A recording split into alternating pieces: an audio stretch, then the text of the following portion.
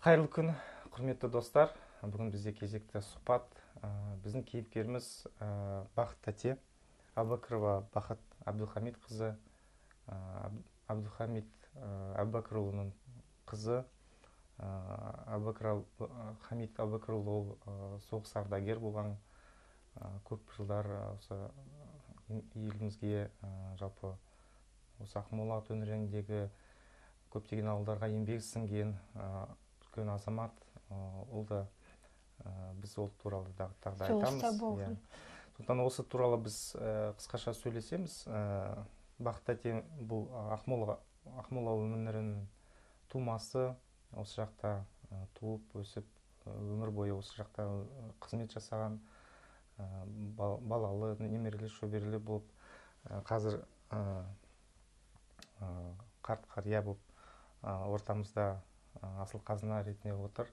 Біз енді сізге арнайы қонаққа келіп, сіздің өміріңіз жайында, сіздің осы бұрынғы біздің осы тарихымызға байланысты аталарымыздың, руымыздың жалпы солардан жеткен көптеген өсиеттер, нелер білу үшін арнайы келдік. Сондықтан сізден көп рахмет. Және бірінші сұрақ, жалпы өзіңізді таныстырып өтсеңіз, жаңа енді мен де айтқаным бойынша, және сіздің өзіңізді таныстырып, қай жақтан келдіңіз, қай жерде дүние келдіңіз, туған жеріңіз туралы, руыңыз, ата-анаңыз кім болды, сол туралы қысқаша бастасақ. Мен Әбділхамидқызы, тегім Әбубәкір, есім Бақыт. Енді ол кезде орысша болды, бүкіл құжаттар бәрі орысша жазылды. Сондықтан менің атымды құжаттарды Валентина деп айтады, азан шақырып қойған атым Бақыт. Соғыстан кейін әкесі тірі келді, бір аяғынан айырылсады деп, үлкен нағашы әкем мені Бақыт деп атап қойды. Енді туған жерім Таскешу, нағашы жұртым, бірақ Бесікте уже мұнда папамның үлкен әкем осы қалада, Ақмола көшесінде, осы Ақмолада тұрды да, үлкен әкем үйінде болдым Бесікте. Енді жартылай нағаш, жаз уақытында нағаш жаққа баратын, ол Таскешу деген жер, Астрахан ауданы, Ақмола облысының. Әкем де, шешем де, өзім де, мамандығымыз бәріміздің мұғалім. Енді әкем Петропавлда пединститут бітірген, бұл кезде незаконченный 3 жыл, 5 жылдың орнына 3 жыл оқып, әкемнің мамандығы тоже педагог, историк деген, енді орысша айтайын, сол кезде бәрі орысша болды ғой. Өзім де исторический Қарағанды университетінде оқығам. Мам мұғалім, бастауыш класс мұғалімі болды. Сондықтан біздің үй тегіс, папам інісі де Қабидолла деген, інісі де мұғалім, Алматыда Казгуды бітірген. Айтайын деген не, өзі көз ашып өмір сүргелі ыңғай маңайымыздың бәрі орыстар болды. Орыс, неміс, поляк, әртүрлі ұлт, бірақ қазақтар аздау болды. Мен өзім сондықтан қазақша шорқақ сөйлеймін, күлі оқуым, өмірім бәрі орыстардың арасында өткеннен кейін шығар. Осы жасым 70-тен асты. Осы Ақмола болғалы, енді өзім мен есімді білгелі папамның айтуымен, жаз кезінде папам типографияда істеген, одан Петропавлдың институтын бітіргесін уже мұғалімдікқа директор қып, сол Таскешуна қайын жұртына жіберіп, одан кейін Заврайыны болды, Астрахан ауданының, сондай қызмет істеген. Одан бертін уже үшінші секретарь райкома партия, өзі коммунистическая партия болды ғой. Әкем сонда үшінші секретарь болды Астраханда, районный партия организацияда. Сонда сіз неше жыл туған күніңіз, туған жылыңыз? 24 октябрь 44 жылы. 45 жылы ма? 44 жылы. 44 жылы. Ақмола облысы, Астрахан ауданы, қазіргі Новочеркасская. Таскешу, бұрын Новочеркас дейтін, негізі өзінің бұрыннан келе жатқан аты Таскешу. Ол кезде ол үйде көп болған жоқ, нағашым үйде әкем үлкен әкем осында тұрған, осында кеп, осы бесікте, осы Ақмола көшесінде 73-те үлкен әкем үйінде тұрдық. Анаңыз туралы айтсаңыз. Анам сол Қыпшақ, осы Астрахан ауданының сол Таскешудің қызы. Торайғыр Қыпшақ, аты Күлбақыш, әкесінің аты Шегебай Құлпанұлы. Үлкен шешесінің аты Дәмегөй Қалабай қызы. Ол кісілер енді ол кісілер бәрі сол Таскешудің жанында, сол жерде молалары бәрі жатқан жерлері бәрі, маманың бәрі сол жерде. Әкем осында, осы қалада, Астраханның жолының бойында, трассасының бойында. Неде. Әкем, үлкен шешем Жұмабике Тоқанның қызы 17 құрсақты болған, оның үшеуі 2-2-ден туған, бірақ бұрынғы заманда вакцина не жоқ, прививка жоқ, балалары кішкентай кезінде шеттеп кете берген. Бірақ бертін өскенде осы Ақмолада папамның 2 апасы, 1 ағасы жатыр. Мехколонна 56 деген жер бар, соның артындағы бұрынғы келе жатқан мола, зират, сонда жатыр. Негізі өзім енді осы Ақмоланың қызымын деп санаймын. Көбінесе өмірім осы Ақмола қаласында өтті. Бұл неше түрлі ғып Хрущев вақытында келгенде мен ол кезде тағы техникумда оқитын кооперативный, ол край қылам деп, Целиноград деп атын тағы өзгертті осы қаланың. Содан папам не болған? Внештатный корреспондент Акмолинской правды деген областной газета болды. Соның папам внештатный корреспондент, постоянно мақалалары шығып атты. Бұл ауыл туралы как раз Целина басталды. Папамды сосын партия қайда жібереді деп, райкомда істегенде совхоздарды көтеру керек деп, жаңа құрылған совхоздарға парторг қылып жіберіп жүрді. Содан енді не айтам тағы әкем туралы. Жақсы, енді өзің руларыңыз... Руымыз сол кіші жүздің ішінде жеті рудың ішінде таманың ішінде алшын, алшының ішінде досым. Кіші жүз жайықтың адамымыз біз кіші жүз. Енді кіші жүз көбінесе батыс Қазақстанда... Иә, батыс сол өзіміздің жеріміз, исконно ата-бабаларымыздың жері сол. Ал осында қалай енді үлкен әкем, атам осы жаққа жігіт кезінде келіп, ол кісінің әкесі менің бабам ғой, Жаңғошқар деген кісі, сонда әулие кісі болған, өзінің ауылы болған, бала шағаларымен сол жазғы жайылымда Оралдан 120 шақырым оңтүстік шығысқа қарай жазғы жайылымда келгенде қайтыс болып, 80-90-ға кеп қалған кезінде осы жерім маған бұйырды, ешқайда Оралға елге апармаңдар, осы жерде мені қойыңдар деп.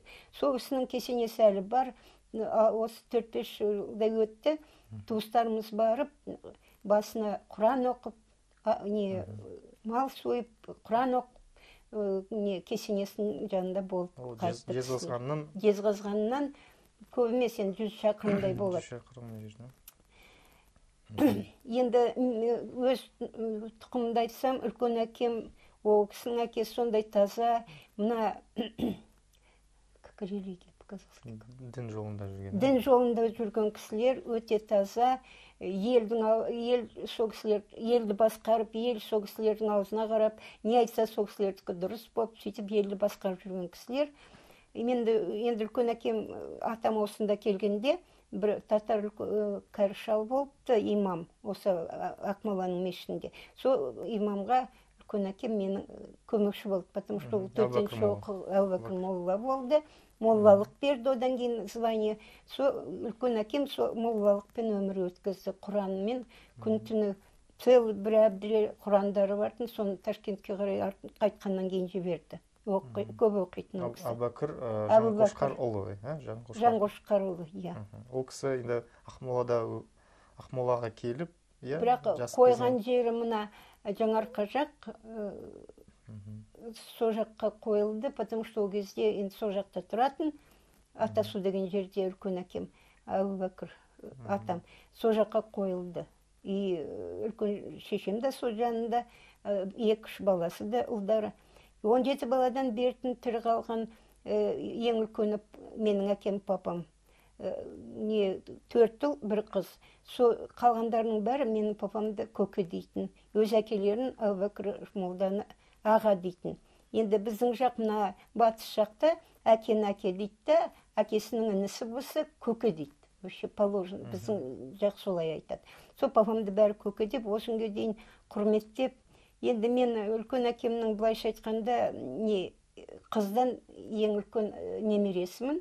Менің ағам болған қайтыс болды, ол ұлдан үлкен немере сол Қалижан деген ағам болған. Өзі екі ағайындымыз. Сонымен не айтам енді. Інілер Хамит Папамнан кейін Хамиттен кейін Қамен ағатайым, Қамен дейміз. Ол папам Қамен деп оны қысқартып қойғаны, ол кезде бәрі орыс, кей құжаттың бәрі жазылды ғой орысша. Сол Қамидолла екен ол кісінің аты. Осы кетердің алдында менің әкем айтып кетті. Ол інімнің аты Қамен емес, Қамидолла. Мен ет қысқартып қойған орысша жазғанда құжатқа енді оңайлау болсын деп. Одан кейін Қамидолладан кейін Қалимаш деген жалғыз қарындасы болды. Одан кейін інісі Қабиболла, Қаби дейтін оқысын Қабиболла. Қабиболладан кейін Қалмұхамбет, Қалкен дейтін. Сондай 5 ағайынды болып бертін келіп, осы өзінің үшіншісі бір қарындасын әкем көкесілігін жасап, ағалығын жасап, өсіретін өсіріп, оқытатын оқытып, үйлендіретін үйлендіріп, сөйтіп бәріне бас көз болған. Жалғыз өзінің бауырларына емес, менің әкемнің ол мақтанғаннан айтқаны емес, хотя мен мақтанам әрине. Бүкіл осы Ақмола облысы біледі, әкемнің авторитет сонда үлкен болды, бәрі құрметтейтін, ол кісіні сыйлайтын, жақсы көретін, ыңғай басты жұмыста істеді, директор школы, заврайоно, парторг, председатель сельского совета, ол кездегі совет өкіметі уақыт. Сондай елдің бәрі аузына қарап әкемді сыйлайтын. Жақсы. Енді біз Әбубәкір жаңа атаңыз жайында кішкене айтсақ, бұл кісі енді жаңа жас кезінен Ақмолаға келді. Иә, жас кезінен. Молданың қасына көмекші ретінде, сосын молла болды. Ол өмір сүрген жылдары енді осы 20 ғасырдың басы, 20-30 жылдары ашаршылық кезі, кеңес заманын орнаған кезеңі болатын. Ол кезде енді молдаларды қинау. Нанның өзін талонмен береді екен. Ол кезде енді Нағима тәтем айтады соны. 9 жасында мен таңғы 4-тен барып өлшеткіліп, Қамен ағатайым жаныма ілестіріп аламын да, таңғы 4-те қараңғыда барып өлшетке тұрып, талонмен нан алатын бізде үйге. Алып келетін үйге дейді. Осы Нағима ол кісінің өзімін 93-тен асып барады. Папамның немере қарындасы. Сіз өзіңіз сол атаны көрдіңіз ғой, иә? Әрине. 65 жылы атам Қылтамақтан қайтты. 189-шы разместеген бар, мұна Жаңарқа жақта. Сол жерде тұратын. Мені көріп қоштастық, содан кейін, менен кейін бір жарты сағат па, 1 сағат өтті ме қайтыс болды. Жатты, бірақ 3-4 ай жатты жаз бойы. Мүмкін одан айтқан бір нелер қалған шығар, сіздің есіңізде қалған? Енді маған үлкен әкем мен құр еркелететін, былай бірден уағыз, ол кісі вообще ешқандай сөйлемейтін кісі болатын. Только күн-түн алдында Құран оқып отыратын ол кісі. Сонда айтатын, біреулер енді сұрау қояды, әуке, осы сіз неге сөйлемейсіз, ештеңе айтпайсыз? Соны үндемей отырып, сосын айтады. Мен былай айтсам, біреу оны кішкене өзгертіп айтса, үшіншісі тағы өзгертсе, сонда менің айтқаным қайда қалады, ол уже дұрыс болмайды. Вообще ол кісі сөйлемейтін кісі болатын. Ал әжеңізді көрдіңіз, иә? Әжемді көрдім, өзі кішірекпін, бірақ кішкентай қара кемпір болатын кішкентай. Енді сол түрімен 15 туып, 17 бала туған құрсақ сонша болған. 17 баладан тек қана 5-еу тірі бертін келді. Сол 30 жылдарда, 20-30 жылдары. Жоқ, енді одан әлгі 2 апасы бір қарындасы осы Ақмолада күйеуге тиіп, осы мына Мекалоныдағы зиратта жатыр. Әукең молла, үлкен әкемнің інісі кім? Дәметтен кім етасты құдай? Жәкіш пен Дәмет деген інісімен келіні екеуі осы молада жатыр. Папамның Әлия, Ғалия, Сәлия деген 2 апасы бір қарындасы осында жатыр. Ағасының аты Нығметбек, ұмытып қалдым. Ағасы да осы зиратта жатыр. Енді осы бұрынғы Ақмола 30-шы жылдары, 40-шы жылдары сіз енді есіңізде бар Ақмола қандай болды? Ақмола енді ол кезде шағын ғана қала, молодежный микрорайон вообще болған жоқ. Енді 70-60-шы жылдары мен техникумға түсіп, Хрущев келгенде Хрущевтың выступлениесін көрді, біздің кооперативный техникумға да келді, сонда край қылам деп, әлгі облпотребсоюз деген здание бар, мына ескі орталықта. Соны не қылып, орталық қылам, целинный край болады деп, Целиноград деп осы қаланы сол үшін қайтадан ауыстырып қойған атын. Бірақ менің әкем өз өмірінде неше осы мақала жазып елге түсіндіріп, что өзі бұрыннан келе жатқан несі аты Ақмола. Сондықтан осы атын өзіне қайтару керек. Әкемнің арманы болды, қайтадан Ақмола. 90-шы жылы, 91-ші жылы егемендік алғаннан кейін Целиноград әкем 90-шы жылғы айтты да, 91-ші жылы әкемнің арманы орындалды, қайтадан Ақмола деп, осы қаланы қайта Ақмола деп қойды. Енді жаңа әжеңіз туралы айттыңыз ғой, Жұмабике. Жұмабике, иә. Көп енді ақпарат енді сөйлестіңіз ба ол кісімен, ол кісі енді қалай? Нет, ол кісі енді мен ол кезде кішкентаймын, біз Қызылжар деген станцияда тұрамыз, демалыс күні папам, мамам, мен үшеуміз үйге келгенде үстел басына шайға отырғанда үлкен әкеме атам айтатын: о, бүгін ақ сенің қарны жарылды. Сөйтсем, әжем менің әкемді Хамит демейді, Қампит дейтін, жақсы көретін, күллі балалардың ішінде ең жақсы көретін ұлы осы менің әкем болды. Сонда қаймағы бар, майы бар, құрт нелері бар, соның бәрін столға қойып, сонда әкем бүгін Ақпенің қарны жарылды, бәрі болады, тәтті тамақтың бәрі осында деп күлетін. Енді жақсы көретін көп, ешқандай ол кезде мен енді 4-5-темін, 5-темін деді. Қызылжар деген станцияда директор школы болып, сол станциядағы школаны папам өзі бастап, мектепті ашып, келсе мектептің іші как туалет сияқты, ойына келген істеп, елдің бәрі ол кезде енді қазақтарда аз, основном орыстар. Сол папам бастап, сол мектеп қазір бар, сол мектептің красный угологында папамның күллі өмірбаяны, қалай бастаған бәрі портретмен тұр. Осы Қызылжар деген станция Жаңарқа ауданында, да. Жезқазғанның қасында, да? Жезқазғанға не доезжай между Қарағанды и Жезқазған. Енді тарихта енді біз білеміз, сол ашаршылық жылдары болып, соғыстың алдындағы жылдар. Хамит Әубәкірұлы, сіздің әкеңіз, ол сол жылдары енді Ақмолада қызмет жасап, кейін Таскешуге барады, иә? Астрхан ауданына. Сол жаққа жұмыс бабымен, иә, оны? Енді ол партияға алды ғой. Иә, сол партияның несімен? Партияның несімен, қазақша направлениесі. Иә, направление деп айтыңыз. Бағытымен, иә? Сол партия жібереді, сонда ол бару керек, оның міндеті. Сонда сол жерде әжемен танысады, иә? Иә. Мектепте директор школы болып істеп жүргенде, менің мамам сол мектепте 78-ші оқып жүрген, и сол үйде квартирада тұрады екен, папам. Потому что осы ең зажиточный бай үй, сен тамағың аш болмайды деп, сол мамамның үйіне папамды квартирант қылып қойған ғой. Сол кезде мамам папама ғашық болып, екеуі бір-бірін сүйіп, мамам ол кезде 17-ге толар-толмас, даже толған жоқ, 16-тан асқан кезі, 16 как раз в январе, ей было исполнить 16, и сонда мамам айтатын көрін, біз боранды күні қашып кетейік, енді үйінде ғой, қайда барады, ол бөлек тұрса барар еді, өзінің үйінде тұрады, сонда біз боранды күні қашып кетейікші деп айтады дейді менің мамам. 17 жасында уже үлкен тұңғышын туды, ондан кейін 3 жылдасын мен тудым. Енді Хамит Әубәкірұлының тарихын мен жалпы былай оқыдым, білем. Енді сіздердің айтқаныңыздарыңыз және басқа да нелерден, газет нелерден, ол кісі енді журналист, корреспондент болған. Нештатный корреспондент болды. Бірінші ол мұғалім болып, директор школ болып, сосын 40-шы жылдары соғыс басталған кезінде. Соғыс қалып кетті. Соғысқа кетті. Кетті, иә. Сосын соғыста онда корреспондент болып жұмыс істеді, командир роты ма, взвода ма, не помню. Бір военный фотокорреспондент түсіріп жатыр.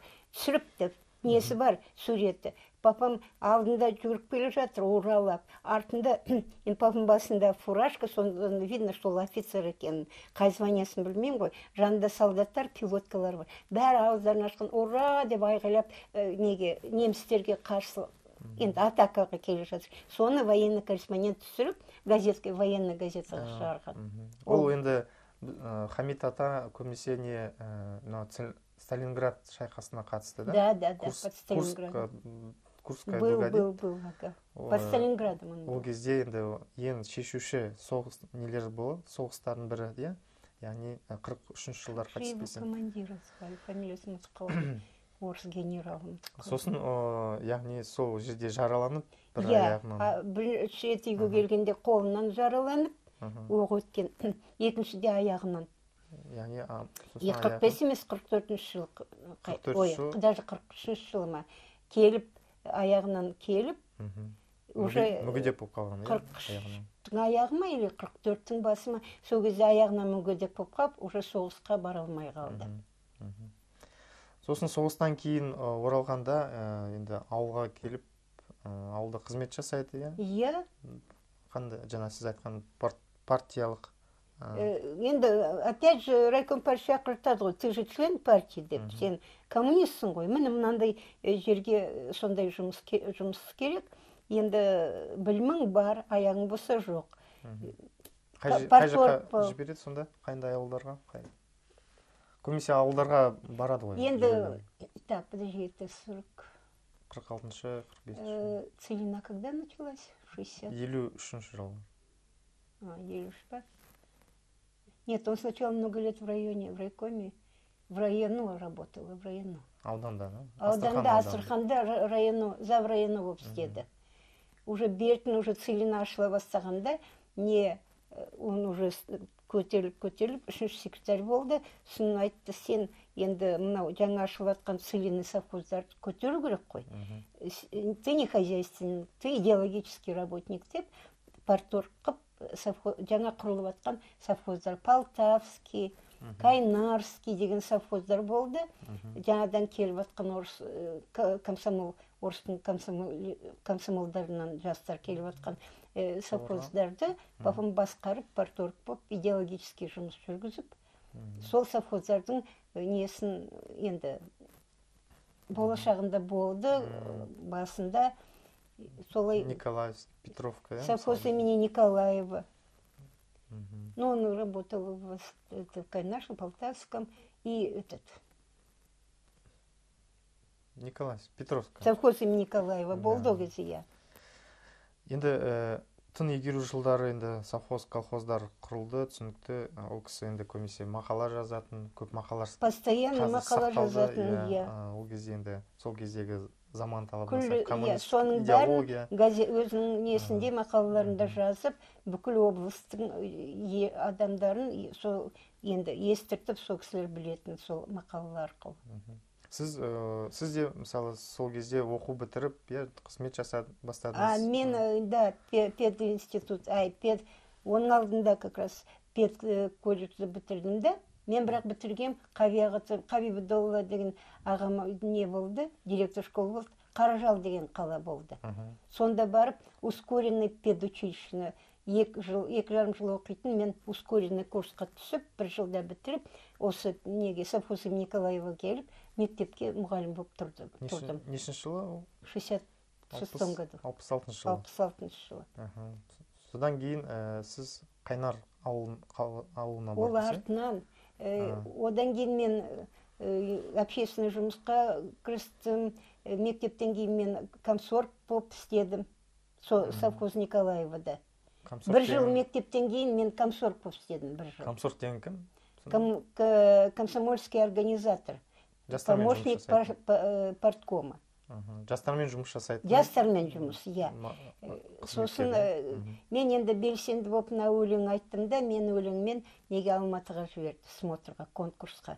Содан өтіп, оперный студияға өтіп едім, бірақ мамам ойбай, сонау жаққа, оның үстіне артист деген ол кезде авторитет жоқ, өздерінше басқаша ойлайды. Қайтып кел дегесін, Қалжан мен Балташыда жіберді ғой мен соны, қайтып келсін. Содан мен үйге қайтып келдім, студияға бармадым. сочувствовать еткен өлеңнің арқасында. Содан кейін неге кеттім? Пединститут, Карагандинский университетке. Заочно оқыдым мен.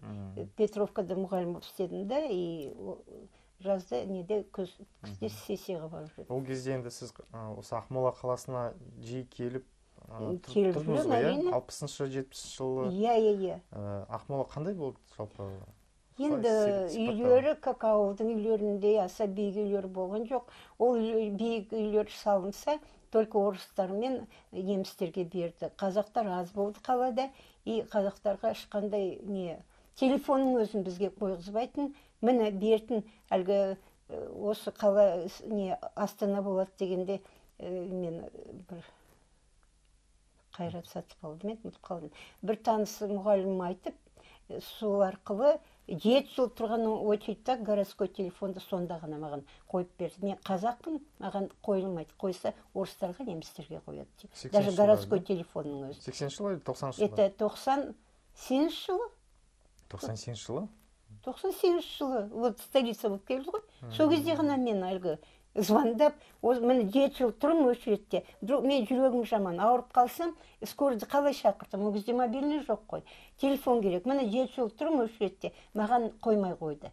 А мен денсаулығым осындай деп. Содан бір таныс, даже оларды бір таныс арқылы через енді Шын Назарбаевтың інісі ма, Қайрат. Соның жолдасы, где-то там правительствода істейді екен. Соның бір звоногы, и все, оның телефонын маған бір таныс мұғалім берді. Мен солай қойғызып алдым, бір күнде сенді маған звондап едім. Даже суббота деп қараған жоқ. Пятница күні звондадым, суббота күні уже үйге келіп маған телефонды қойды. 98 жылы жазды күні. Июнь айы ма, июль айы ма. Жақсы, енді біз мынау 80-ші жылдары түсінікті, бірақ 70 жылдары біз білеміз тарихта мынау Астана, Целиноград қаласында, сол кезде Ақмола қаласы Целиноград деп аталды. Сол кездері неміс автономиясын құру бойынша бастама болды, сосын Целиноград көтерілісі болды. Иә. Немістер көтеріліп, біз автономный область болғымыз келеді, бөлек бізді автономия қылып сондай заң шығарыңдар деп, немістер тұрды, шықты ондай. Ереулемет қазақша? Митингқа. Площадьқа барып шықты, бізді автономия қылыңыздар. Сол туралы не есіңізде бар? Сіз осы қалада тұрдыңыз ғой? Осы қалада ол кезде тұрамын. Бірақ артынан сол әңгіме болып та қалды, енді ол кезде аса көп телевизордан ондай көп айта бермейтін ондайды. Ал кейін 86 жылдары Алматыда жастар көтерілді. Иә, естідік, Алматыда бүкіл студенттер ереуілге шығыпты, площадьқа ескі правительство қарсы. Деп сонда телевизордан бірақ көрсетті, бір жас қыздар, жігіттер, полицейский ма, милиция ғой ол кезде, жастарды бітіп еркесінен алып, бір қызды даже шашы ұзын екен, шашынан ұстап бітіп, милиция алып кетіп бара жатқан. Ақыры сол түрмеге жауып, 2 қыз өлді ме, 1 қыз өлді ме, бір жігіт өлді ғой сонда. Аттары ұмытып отырмын. Студенттер, Казгудың, по-моему. Сол кезде Целиноградта ешқандай жоқ, бұл жерде ондай болмады, потому что негізі тұрғындар орыс пен неміс болды, қазақ өте аз болды. Енді только болса қазақтың жастары только сельхозинститут, ол кезде академия, сельхозинститут болған. Негізі қазақтың кішкене жігіт қыздары сол институтта болды, бірақ олардың өзі орыстарға қарсы бұл кезде ешкім ештеңе айта алмайтын. Бұл жерде тем более. Бресе Морозов деген болды, председатель облисполкома, одан кейін Браун деген болды. Оларға бәрін беретін. Үйде, гаражда, квартирда, машинеде келсе, қазаққа даже общежитие бермейтін. Сондықтан қазақтар қалада өте аз тұрды. Аз болды. Енді Хамит атамыздың өміріне кішкене оралсақ, ол кісі енді сол жаңа сіз айтқаныңыздай партком болды, журналист болды, корреспондент болды, мақала жазып, өмірі кейбір көптеген Ақмола облысының төңірегінде, сосын Жанарқа сол кезде Жезқазған облысы, иә, сол кезде ол кезде Жезқазған облысы барып қатынап жүрді.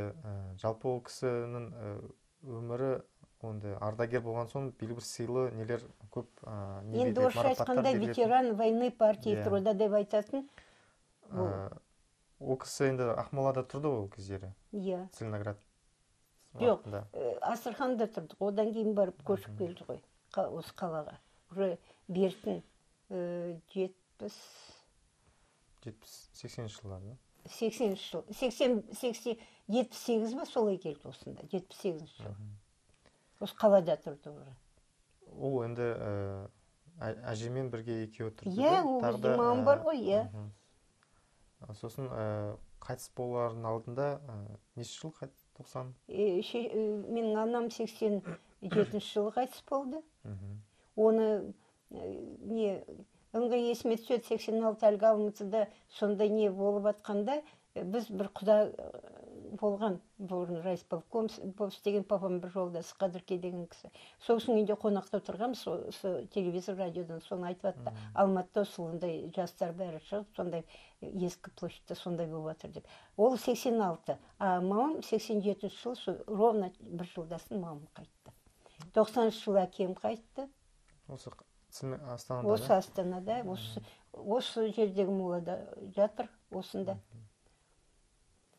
Балаларыңыз туралы айтып өтсеңіз, өзіңіздің. Мен бір қызым бар.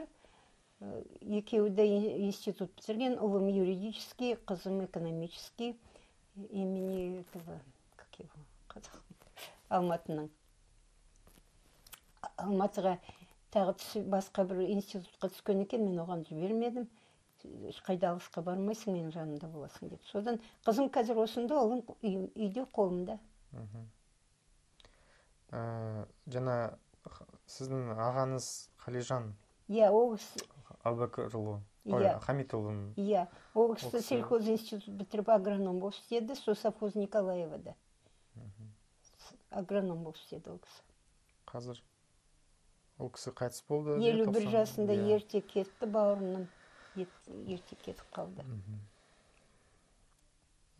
Сосын тағы да Дулат Хамитұлы туралы айтсаңыз. Мен әкем жайында. Ол кісі сол ата әжесінің қолында өсті ғой. 7 айлығында туған Дулат менің әке-шешемнің қолында өсті. Тымаққа салып қояды, 2 килограмм весі, көзін әзер ашып. Түн бойы мамам ұйықтамай, пештің жанында сүтін жылытып, түн бойы свет жағып қойып, сөйтіп бағып өсірген баласы Дулат. Енді әке-шешемнің ең соңғы қызығы көрген бала дегенде екеуі балажан болды, бала аз болғасын ба мүмкін. Сөйтіп өсірген Дулат ол қазір неде? Сол мамамның жанында, Таскешудің жанындағы зиратта жатыр. Қайтыс болды, әкеміз ерте жастан бастап қайтыс болды. 35 жасында. 35 жасында авариядан, 98 жылы. Бірақ ол қысқа өмірінде біраз қызметтер жасап, оқу бітіріп, председатель сельского совета болып істеді. Елдің бәрі алдына келген кісілердің бәрін айтқан тілектерін бәрін істеуге, орындауға тырысатын, елге сондай сыйлы, жақсы көрді елдің бәрі. Енді жас адамдар көп тұрмайды деп айтады ғой, солардың қатарынан енді. Ақ көңіл сондай. 90 жылдар ауылда сол әкім болып сайланды. Әкім болып сайланды. Председатель совет, одан кейін әкім деді ғой, әкім болды.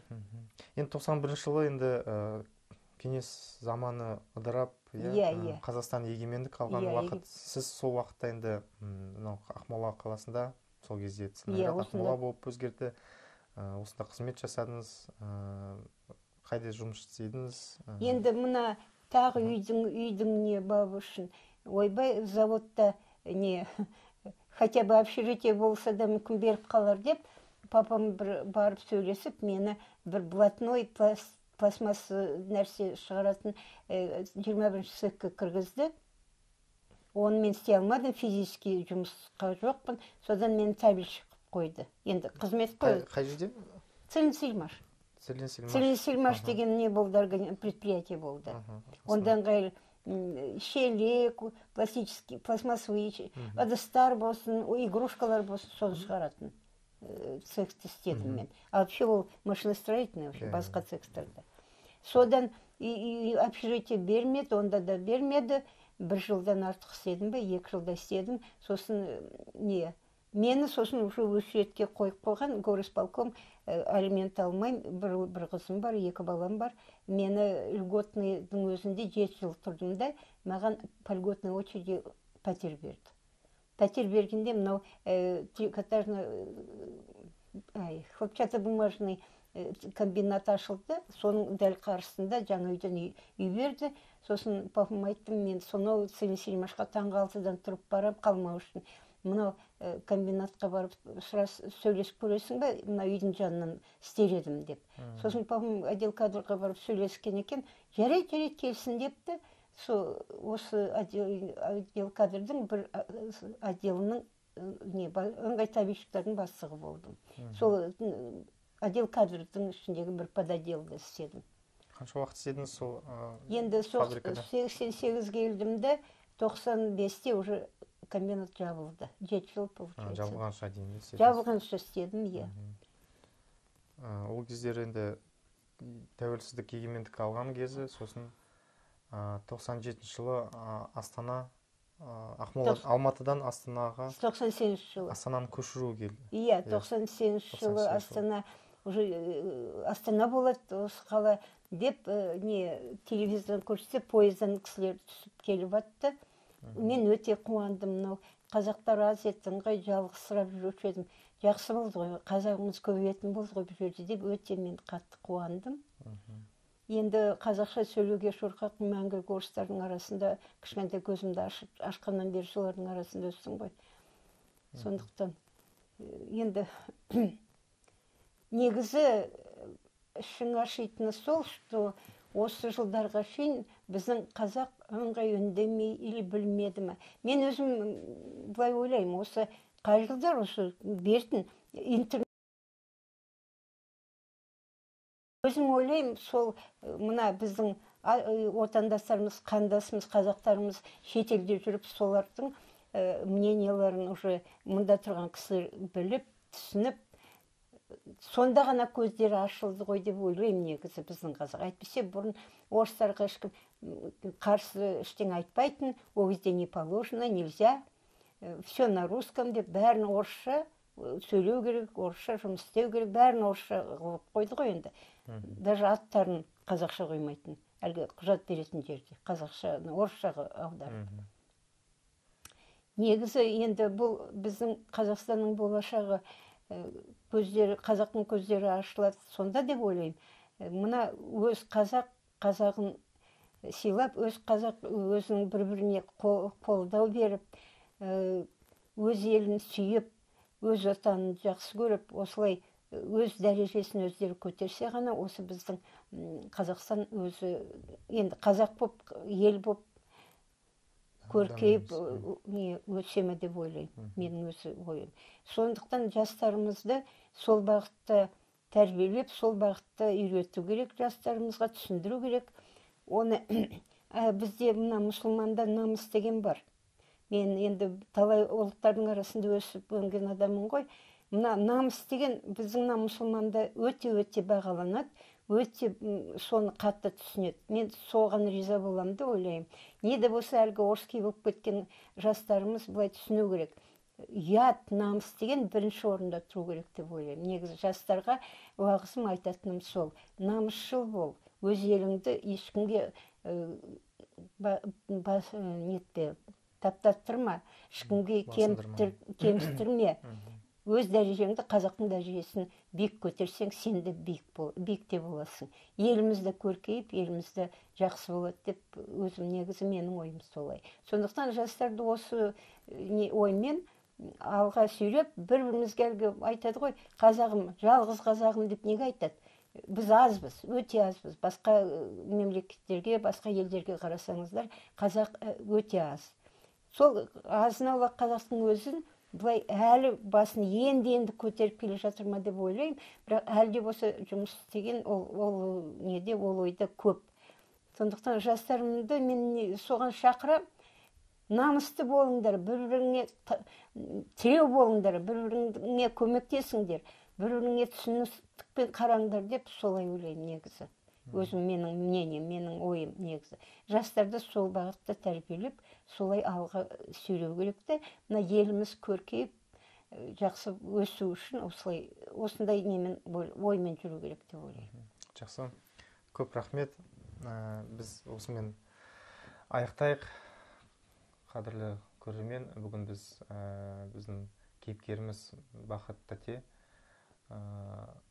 осы жақсы тарихымызды айтып, осы қаланың, Астананың, қазіргі Астана болып жатқан тарихымыз, сол бұрыннан келе жатқан өзінің өмірде болған оқиғаларды айтып, сізге қызықты болды деп ойлаймын. Сондықтан арнайы осы арнаға жазылып, пікір білдірсеңіздер болады. Сондықтан көп рахмет. Келесі кездескенше сау болыңыздар.